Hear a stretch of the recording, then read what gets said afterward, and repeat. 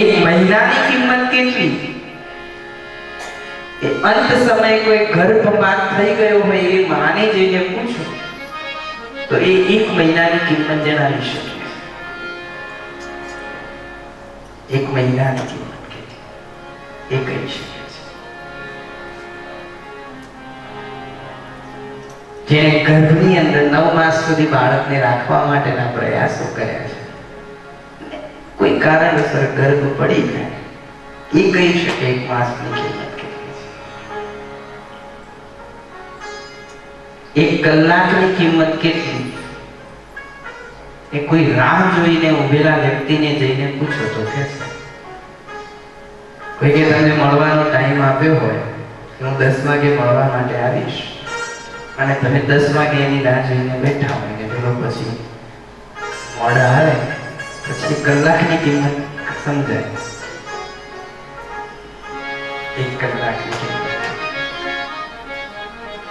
એ જ રીતે એક મિનિટની કિંમત શું છે? એ ટ્રેન કે પ્લેન ચૂકી ગયેલા વ્યક્તિને પૂછો તો સમજાય કે એક મિનિટની શું કિંમત.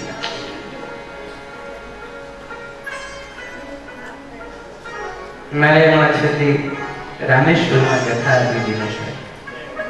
રામેશ્વરથી કથા પૂરી કરીને હું આવતો હતો અને ચેન્નઈ એરપોર્ટ ઉપર હું બેઠેલો. આ 1 મિનિટની કિંમતની વાત કરું છું, મારા આંખ દેખેલી વાત. ચેન્નઈ એરપોર્ટ ઉપર હું બેઠેલો, મારી ફ્લાઇટનો થોડો ટાઈમ બાકી હતો અને એ સમયે જોધપુર જવા માટે એક પ્લેન મુકાયેલું હશે. 9 વાગ્યાનો સમય હશે અને એનો જે બોર્ડિંગ ટાઈમ હતો અંદર રહેવાનો એ એક્ઝેક્ટ 9 વાગ્યા સુધી ચાલુ રહ્યું. 2-3 વખત જાહેરાત પણ થઈ જે નહોતા આવ્યા એના માટે. 9 વાગે એને બંધ કરી દીધું. લગભગ 1 મિનિટ જેવું થયું છે, 1 મિનિટ આસપાસ. અને છોકરો અને છોકરી લગભગ ભાઈ બહેન જેવું મને લાગ્યું. એ બંને દોડતા દોડતા આવ્યા અને પેલાને કહ્યું કે પોતાની ટિકિટ ને બધું બતાવી. મેં કીધું સોરી, ક્લોઝ થઈ ગયું. એટલે કીધું હજી 1 મિનિટ છે, પ્લેન સામે પડેલું છે, બધું એમના એમ છે, તમે અમને જવાબ અને કહ્યું ક્લોઝ થઈ ગયું છે. એમના દેખતા પ્લેન ભલે 15 મિનિટ સુધી ત્યાં પડી રહ્યું, બીજી બધી કામગીરી ક્લોઝ થઈ ગયું. પછી બંનેને અંદર ન લીધા તો ન જ લીધા. હવે એમને જઈને હું પૂછું કે 1 મિનિટની શું કિંમત, તો એ કહી શકે. આંખ આગળ પ્લેન જતું રહ્યું, બેસી રહેવું પડે, 1 મિનિટ લેટ કરવા. 1 મિનિટની કિંમત શું? એ કોઈ પ્લેન કે ટ્રેન છૂટી ગયું એને પૂછો કે 1 મિનિટ શું મહત્વ. એ જ રીતે 1 સેકન્ડ કે મિલી સેકન્ડની કિંમત શું? એ કોઈ અકસ્માતમાં બચી ગયો હોય વ્યક્તિ એને પૂછો 1 સેકન્ડની કિંમત શું? મરતા મરતા બચ્યો હોય અકસ્માતની અંદર, પળમાં બચાવ થઈ ગયો હોય એને પૂછો. કાં તો કોઈ ઓલિમ્પિકના ખેલાડીને જઈને પૂછો, એ કહી શકે. સમય ક્ષણની કિંમત કરતા શીખવું પડશે. સાહેબ, સમયની કિંમત જો કોઈને પૂછ્યું હોય તો સૌથી શ્રેષ્ઠમાં શ્રેષ્ઠ કોઈ વસ્તુ છે તો છાપું છે. સમયની કિંમત છાપું બતાવી શકે. જે છાપું સવારે 4 રૂપિયામાં મળતું હોય છે એ જ છાપું સાંજે તમે જાઓ તો શું થાય? 4 રૂપિયા કિલોના ભાવે વેચાતું હોય છે. સવારે જેની કિંમત 4 રૂપિયા છે અને સાંજે એની કિંમત 4 રૂપિયે કિલો થઈ જાય. સમયની કિંમત. એટલે સમયનું જે રીતે આપણે આપણી સંપત્તિનું ઇન્વેસ્ટમેન્ટ કરીએ છીએ, જ્યારે આપણે આપણી સંપત્તિનું રોકાણ કરતા હોઈએ છીએ ત્યારે કેટલું વિચારીએ છીએ. પહેલું તો આપણે આપણી સિક્યોરિટી વિચારીએ છીએ કે હું જે જગ્યાએ મારી થાપણ મૂકવા જઈ રહ્યો છું, કે જ્યાં આગળ હું લાખ, 2 લાખ, 5 લાખ, 10 લાખ કે કરોડ ઇન્વેસ્ટ કરવા જઈ રહ્યો છું, ત્યાં મારા ધનની સિક્યોરિટી તો છે. ફર્સ્ટ આપણે શું જોઈએ છે? સિક્યુરિટી જોઈએ છે, સુરક્ષા જોઈએ છે, અને સેકન્ડ કેટલું પ્રોફિટ મળે તેવું છે, બેનિફિટ કેટલું થાય છે. બે વસ્તુ જોઈને આપણે આપણો પૈસો રોકતા પડીએ છીએ. જો ધનનું ઇન્વેસ્ટમેન્ટ કરતી વખતે પણ આટલું વિચારીએ છીએ તો સમયનું ઇન્વેસ્ટમેન્ટ કરતા નહીં વિચારવાનું. ગમે તેમ સમય રોકી દેવાનો, ગમે ત્યાં રોકી દેવાનો નહીં. અને જીવનના જે તબક્કામાં જે પ્રાપ્ત કરવાનું છે પ્રાપ્ત ન કર્યું તો શું થાય? આપણું નીતિશાસ્ત્ર કહે છે, પ્રથમે નાર્જિતમ વિદ્યા, દ્વિતીય નાર્જિતમ ધનમ, તૃતીય નાર્જિતા કીર્તિ, તો ચતુર્થે કિમ કરિષ્યતિ.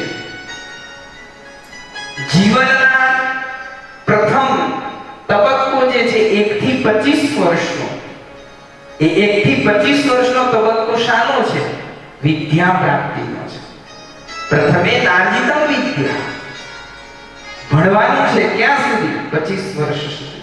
એ 25 વર્ષનો તબક્કો શાનો છે? જ્ઞાન પ્રાપ્તિનો છે. એમાં જ્ઞાન અર્જિત કરવાનું છે. અને પછી દ્વિતીય નાર્જિતમ ધનમ, બીજો તબક્કો શરૂ થાય છે ધનનો, પૈસા કમાવાના છે.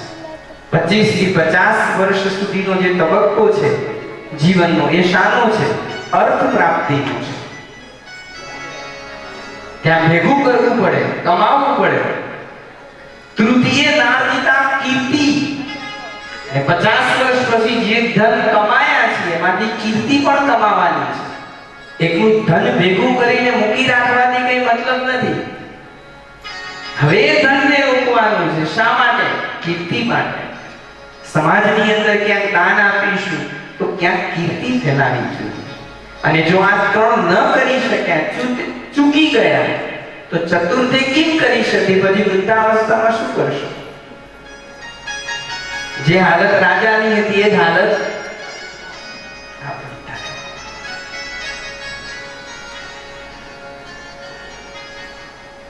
સમયને ઓળખતા આવડવું જોઈએ. મહત્વની વાત એ છે કે તમે તમારા સમયનું ઇન્વેસ્ટમેન્ટ ક્યાં કરો છો. આ 10 દિવસ તમે તમારા જીવનના મૂલ્યવાન સમયનું ઇન્વેસ્ટમેન્ટ અહીંયા કરી રહ્યા છો. અને સૌથી મોટામાં મોટું દાન એ સમયનું દાન છે. સૌથી મોટું દાન સમયનું દાન છે. તેથી જો આપણે ત્યાં કોઈ પણ જાહેર સભા હોય કે કોઈ ફંક્શન હોય અને એની અંદર આપણે કોઈ સંતને બોલાવીએ છીએ અતિથિ વિશેષ તરીકે, કોઈ કલેક્ટરને બોલાવીએ, કોઈ મિનિસ્ટરને બોલાવીએ, કોઈ સમાજ સેવકને બોલાવીએ, કોઈ પણ ખ્યાતનામ વ્યક્તિને આપણે બોલાવીએ છીએ, એના ગળામાં હાર પહેરાવીએ છીએ, એના હાથમાં પુષ્પગુચ્છ આપીએ છીએ અને એનું સન્માન કરીએ છીએ. કેમ ભાઈ? એને આવીને શું આપી દીધું? એને સૌથી મોટું દાન કર્યું છે. શાનું દાન કર્યું છે? સમયનું દાન કર્યું છે. કારણ કે જે સામાજિક ક્ષેત્રની અંદર સેવાકીય પ્રવૃત્તિમાં જે વ્યક્તિ જોડાયેલો છે એ પોતાની સેવાકીય પ્રવૃત્તિને છોડીને મારા આગળ આવ્યો છે, મારા આમંત્રણને માન આપીને. માટે પહેલા ફૂલહારનો અધિકારી તે છે, એનું સન્માન થવું જોઈએ. કલેક્ટર, મિનિસ્ટર, એમએલએ જે કંઈ પણ આવે છે એ કોઈકના કોઈક ક્ષેત્ર સાથે જોડાયેલા છે, અને છોડીને આપણી પાસે આવ્યા છે. એને સૌથી મોટું દાન કર્યું છે. ભલે એને 5, 25 કે લાખ લખાવ્યા નથી, પણ સૌથી મોટું દાન કર્યું. શાનું? સમય. અહીંયા વક્તા પણ વ્યાસપીઠ ઉપર બેસે છે એ પહેલા તમને બધાને પગે લાગે છે. કેમ? અહીંયા બેસતા પહેલા તમને બધાને પગે લાગીને વક્તા બેસે છે. કારણ કે તમે સૌથી મોટા દાતા છો. તમે સમયનું દાન કરીને અહીંયા બેઠા છો. દરેકના જીવનની એક સેકન્ડ, એક મિનિટ બહુ મહત્વની છે, બહુ કિંમતી છે. અને એ તમે અહીંયા આપીને બેઠા છો. માટે તમે બંદરના અધિકારી છો. તેથી વક્તા તમને પગે લાગીને બેસે છે. તમે સમયનું દાન કર્યું છે.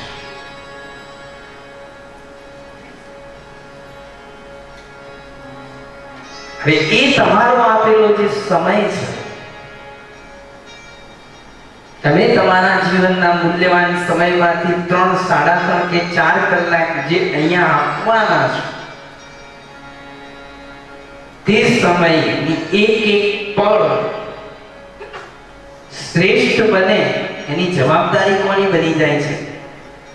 વ્યાસપીઠની બની જાય છે. જવાબદારી વ્યાસપીઠની બની જાય છે. તમારા આપેલા સમયની એક ક્ષણ વ્યર્થ ના જવી જોઈએ. અહીંયાથી તમે કંઈક લઈને જવા જોઈએ.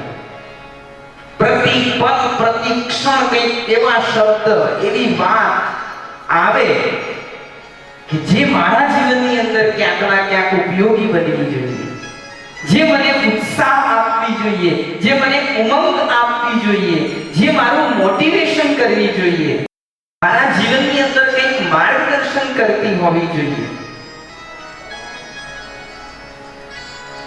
શાસ્ત્રનું કામ શું છે સમજો. કોઈ પણ કથામાં તમે જઈને બેસો, શાસ્ત્રોનું કામ શું છે ખબર છે? દ્રષ્ટિ આપવાનું કામ છે. શાસ્ત્ર શું આપે છે? દ્રષ્ટિ આપે છે. યાદ રાખો, પરિસ્થિતિ નથી બદલાવાની, પરિસ્થિતિ નથી બદલાવાની, પણ હા, એ પરિસ્થિતિ તરફ જોવાની દ્રષ્ટિ બદલાવાની છે. દ્રષ્ટિ બદલાશે તો દ્રષ્ટિકોણ બદલાશે, અને દ્રષ્ટિકોણ બદલાશે તો પરિસ્થિતિ આપોઆપ બદલાઈ જશે.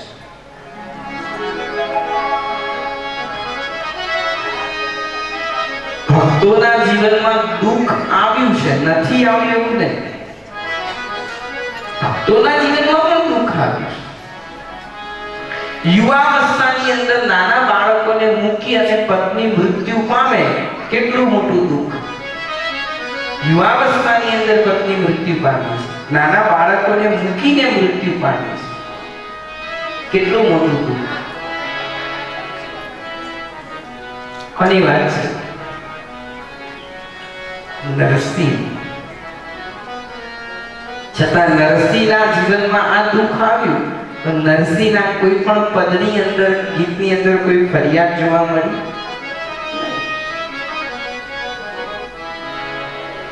યુવાવસ્થાની અંદર પતિ મૃત્યુ પામે અને દિયર ઝેરનો કટોરો મોકલાવે, સાસુ નણંદ ગાળો બોલે. કોની વાત છે? મીરા. છતાં મીરાના એક પણ પદમાં ફરિયાદ જોઈ છે? ભક્તના જીવનમાં પણ દુઃખ આવે છે, પણ હા, એની પાસે શું છે? સ્વસ્થ દ્રષ્ટિ છે.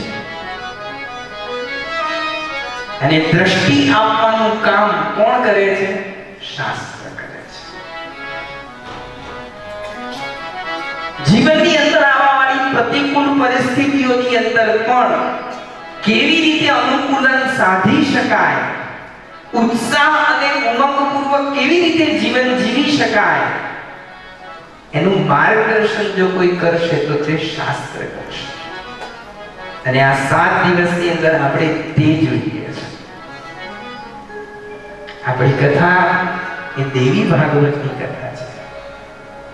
શક્તિનો મહિમા મારે ગાવાનો છે, આ ભગવતીના ગુણો ગાવાના છે. અને ક્યાં બેસીને ગાવાના છે? તો આ સ્થાનને કોઈ જેવું તેવું ન સમજતા. આપણે મર્યાદિત સમયમાં આજે મારે તમને કહેવું છે, કારણ કે તમે લોકો મુસાફરી કરીને આવેલા છો, શારીરિક માનસિક રીતે થોડા થાકેલા પણ છો, શરીર આરામ પણ માંગે છે. પ્રારંભિક થોડું ઉદ્બોધનમાં મારે એટલું જ કહેવું છે કે આ સ્થાન શું છે, જેમ જેમ તમે કથા સાંભળશો તેમ તેમ તમે સમજશો કે આ સામાન્ય જગ્યામાં આપણે નથી બેઠા. આ બ્રહ્મનું સ્થાન છે, જગન્નાથ. આપણે એક શક્તિપીઠમાં બેઠા છીએ. માં ભગવતી આદ્ય શક્તિ જગદંબાની 52 શક્તિપીઠો છે, અને 52 શક્તિપીઠોમાંની એક શક્તિપીઠ અહીંયા છે. જેમ ગબ્બર તો ગબ્બરની અંદર માનું હૃદય છે ને, ગબ્બર અંબાજી એ શક્તિપીઠ છે આપણી ગુજરાતમાં. એ જ રીતે આ જગન્નાથપુરી એ પણ એક શક્તિપીઠ છે ને આ શક્તિપીઠની દેવીનું નામ છે વિમલા. એ વિમલા બીજી કોઈ નહીં, સાક્ષાત ઉમિયા જ વિમલા છે. સાક્ષાત આ ભગવતી ઉમિયા કેવી રીતે વિમલા બની અને આ શક્તિપીઠમાં પૂજાય છે એ કથા આપણે સાંભળીશું તો કથાની અંદર આપણે માં ઉમાનો મહિમા સાંભળીશું, ભગવાન જગન્નાથનો મહિમા સાંભળીશું અને સાથે સાથે માં ભગવતી આદ્ય શક્તિના ગુણોને પણ શ્રવણ કરીશું. વ્યાસપીઠ એના તરફથી પૂરેપૂરી કોશિશ કરશે કે તમારી આપેલી એક એક ક્ષણ, એક એક સેકન્ડ, એક એક મિનિટ, તમારો આપેલો એક એક કલાક એ વ્યર્થ ન જાય. સામે તમારી પણ એક કમિટમેન્ટ હોવું જોઈએ, તમારી પણ એ તૈયારી હોવી જોઈએ કે નહીં અમે પણ વફાદાર રહીશું. વ્યાસપીઠ તમારા પાસે બીજું કંઈ માંગતી નથી. શું માંગે છે? વફાદારી. અમે પણ વ્યાસપીઠને વફાદાર રહીને શ્રવણ કરીશું. કેવી રીતે શ્રવણ કરવું, શું કરવું એ બધું જ આપણે આવનારા દિવસોમાં સમજતા જઈશું. આપણી જે કથા છે તે પ્રતિદિન જે પ્રમાણે આયોજક આપણને કહેતા રહેશે તે પ્રમાણે ચાલતી રહેશે. જનરલ ટાઈમ આપણો સવારે 8:30 થી 12:30, 1 સુધીનો રહેશે. એની અંદર આપણે દેવી ભાગવતનું શ્રવણ કરીશું. આમાંથી કેટલા લોકો છે કે જેને દેવી ભાગવતની કથા ક્યારેય સાંભળી નથી, જેને દેવી ભાગવત બિલકુલ સાંભળ્યું? ઘણા બધા છે. એટલે કદાચ સાહેબના મનમાં એવો સંકલ્પ થયો કે આપણે આ કથા અહીંયા કરવી છે, માના ગુણો સાંભળવા છે. બાપની વાતો તો બહુ સાંભળી, હવે મા વિશે સાંભળવાનું છે. એ દેવી ભાગવતની આપણે કથા સાંભળીશું. બધા માટે નવી કથા છે, ખૂબ સરસ છે. મા ભગવતીના ગુણાનુવાદ. એની સાથે સાથે જો હું જગન્નાથ કથા, એક વિષય એવો છે કે ભગવાનના કૃપાથી, ભગવાન જગન્નાથના આશીર્વાદથી આ ધામની અંદર હું ત્રીજી વખત આવ્યો છું. અને અગાઉ આ ધામની અંદર જગન્નાથ કથાના પહેલા મેં જે કથા કરી એમાં સ્પેશિયલ જગન્નાથ કથા આખો વિષય રાખ્યો કે જેની અંદર પ્રતિદિન 2 કલાક જગન્નાથ કથા વિશે પ્રવચન થતું હતું. અહીંયા હું એટલું બધું તો તમને નહીં આપી શકું, કારણ કે દેવી ભાગવત તમારા બધા માટે નવો વિષય. ભાગવત સાથે જગન્નાથ કથા લઉં તો ચાલે, કારણ કે ભાગવત લગભગ જાણીતી છે. એમાં હું છલાંગ મારું ને તો ખબર પડે